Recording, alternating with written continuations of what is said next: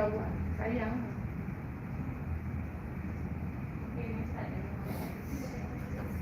Hello. Sila DayanA. Okay, Assalamualaikum and a very good morning to all the evaluators and the audience. My name is DayanA binti Zulkifli, and today I'm going to present the progress of my final year project, which is rapid assessment of bats in selected habitats. To begin with, I'll start with the main subject of my project, which is bats that classified in order Chiroptera and have more than 1,400 species globally. And in Malaysia, there are 140 species that contributes to 40% of the mammals in this country. And bats, they provide important ecological function such as seed dispersal, pollinator, pest control in ecosystem. And they can be found in many different habitats such as various types of forests, agricultural areas, gardens, and also urban areas. And the issues regarding bats is that most of the habitats have been fragmented and disturbed due to development and agricultural activities, and there are lack of new information of bats in certain habitats. So this leads to the objective of my study, which is first to determine the species diversity of bats in 3 different habitats, and also to compare the species diversity of bats of these habitats with the previous studies. For my study areas, I have carried out a field sampling in 3 different areas, which is first is Pulau Redang, that the sampling location was near the tourism areas, and then in University of Malaysia Terengganu, nearby the mangrove area at the Jalan Biowak, and lastly is Tasik Bera in Ramsar site Tasik Bera that have primary forest. For methodology, I have conducted field sampling using trapping method, where a total of 6 mist nets and 1 hub trap were installed for each study areas in strategic locations. And then the traps were checked frequently, start at 8 p.m. at night until 7 a.m. the next morning. And all the bats that were caught or trapped in the mist net and hub trap were taken and put inside the closed bag temporarily before we do species identification. And for the species identification, the weight, morphological measurement, and sex of each captured bats were observed and recorded. And the species identification were using the following reference book based on their morphological measurements and features. And after all the captured bats were finished identified, they were released back to the sampling sites. And for my result, these are the taxonomic list of bat species that I have caught in 3 study areas and their number of individuals. And this is the taxonomic composition, where as you can see, based on the number of individuals, Tasik Bera has the highest number of individuals, followed by UMT campus and Pulau Redang. And then for species, Tasik Bera recorded the highest number of species, which is 12 species, followed by Pulau Redang and also UMT campus. For the value of Shannon index, Tasik Bera has the highest value compared to UMT campus and Pulau Redang. And this is the Venn diagram, where we can see the number of shared and unique species between my 3 study areas. And as you can see from the Venn diagram, Tasik Bera have 9 unique species, while Pulau Redang have 2 unique species, and there's no unique species in UMT campus.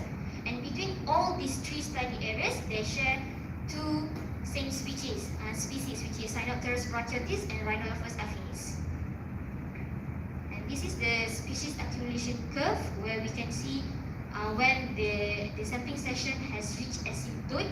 So in Pulau Redang, we can see the sampling session has reached asymptote at the 2nd night of sampling. UMT campus reached asymptote at the 8th night of sampling, and Tasik Bera have reached asymptote at the 10th sampling nights. And this is the relative abundance curve that show the species rank of the most abundance to the list that shows the common species to the rare species. Because of the unequal sampling efforts among the sampling sites, individual refraction curve was constructed, and from the curve we can see that Tasik Bera has the highest value because of shows that primary forests in Tasik Bera have more niches that support more higher number of species. And moving on to my second objective, which is comparison with previous studies. This is the comparative table of Pulau Redang with other East Coast islands. Because Pulau Redang is not well researched, there is lack of study and published data.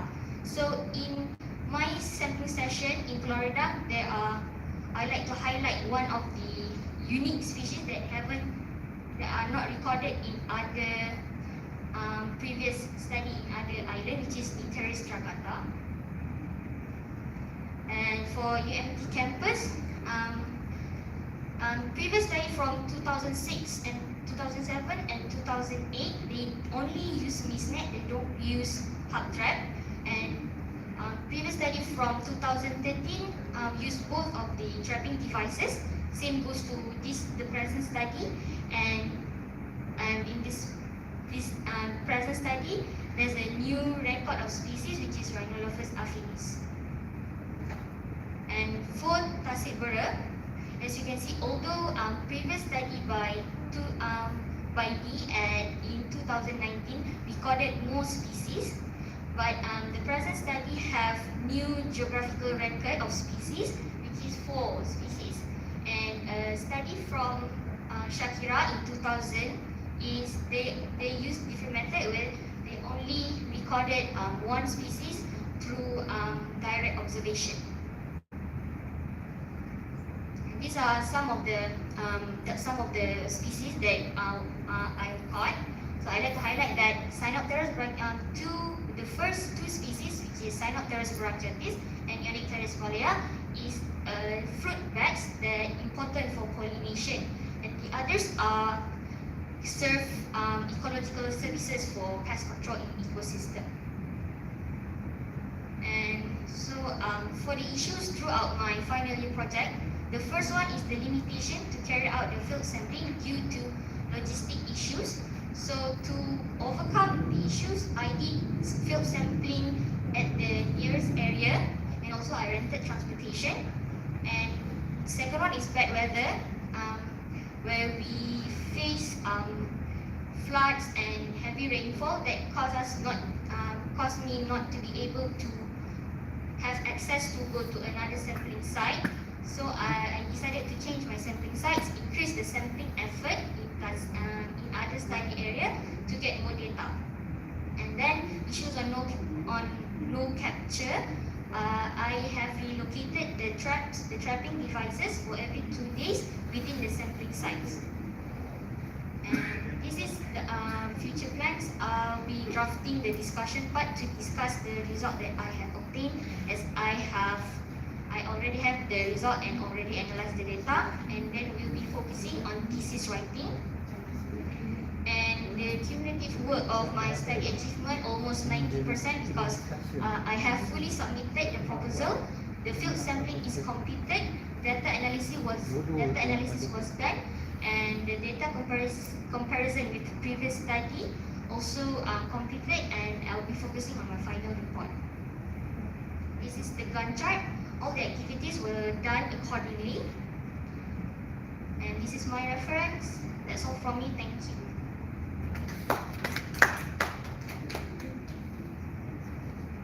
Nampak macam dah siap punya kerja. Yeah, Almost. done.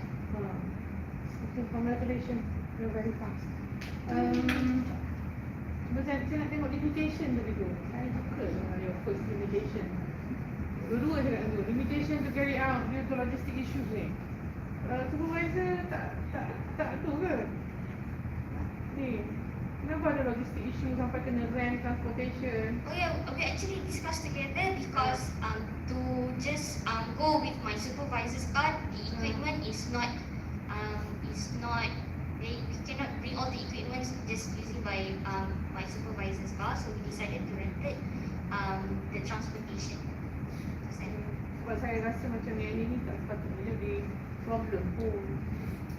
Bila you tulis macam ini as if I have the notion that supervisor you all buat sendiri ni. Kalau supervisor yang rent tak apalah, itu memang supervisor ni solution, it's not your solution. We did ask for UMT's transportation, but it was not available at that time, and because of time constraint of 17 sessions, so yeah. That's what all supervisors do. So, jadi maksudnya macam sama juga. My student pun macam tu. Kadang pergi je, Jumaat pun pergi kan. So, I don't think it's an issue lah for transportation.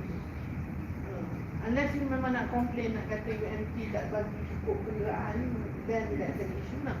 Yeah?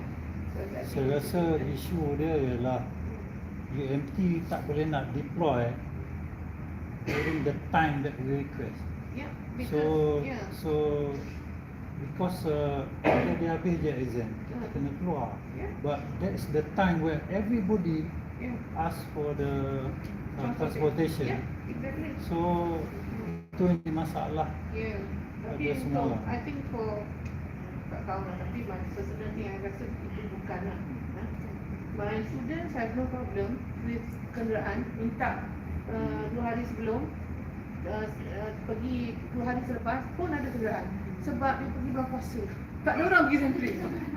Kenderaan memang kena denda lah. Sepanjang bulan puasa dia pergi sentri.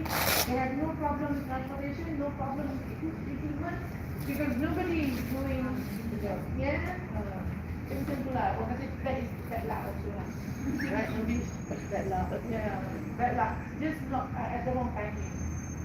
Okay, I have no other issue. Yeah. So the question for me, what is it? Yeah, yang sebelum ni.